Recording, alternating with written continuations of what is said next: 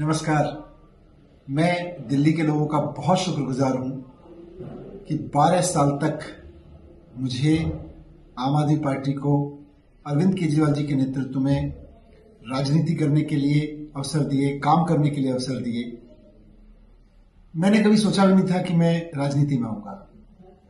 MLA बनना, मंत्री बनना, ये सब तो बहुत दूर की बात थी, कभी सोचा ही नहीं था।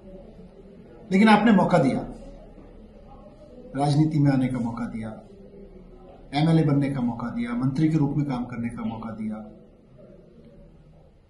मैंने अपनी पूरी कोशिश की कि मैं दिल्ली के बच्चों के लिए कुछ कर सकूं, दिल्ली की शिक्षा के लिए कुछ कर सकूं।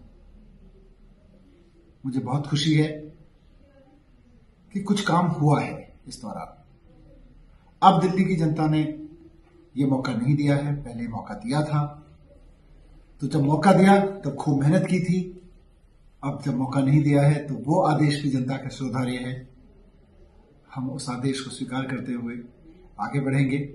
लेकिन जैसा मैं अक्सर कहता हूं कि मैंने अपना जीवन शिक्षा के लिए समर्पित किया है और ये मेरी गहरी समझ बन चुकी है कि राजनीति में काम किए बिना शिक्षा में वो सुधार नहीं हो सकते जिनकी हमारे देश को जरूरत है।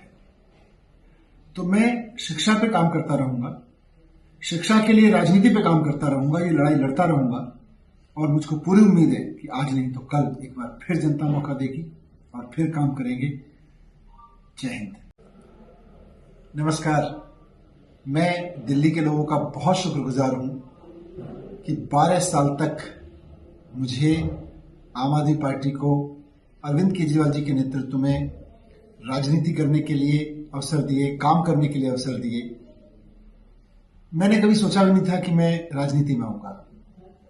एमएलए बनना, मंत्री बनना, ये सब तो बहुत दूर की बात थी, कभी सोचा ही नहीं था।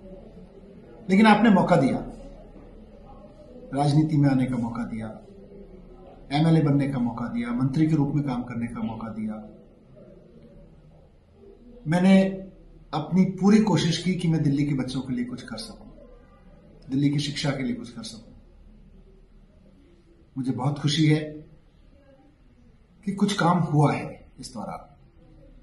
अब दिल्ली की जनता ने यह मौका नहीं दिया है, पहले मौका दिया था। तो जब मौका दिया तब खूब मेहनत की थी। अब जब मौका नहीं दिया है तो वो आदेश भी जनता का सुधार्य है।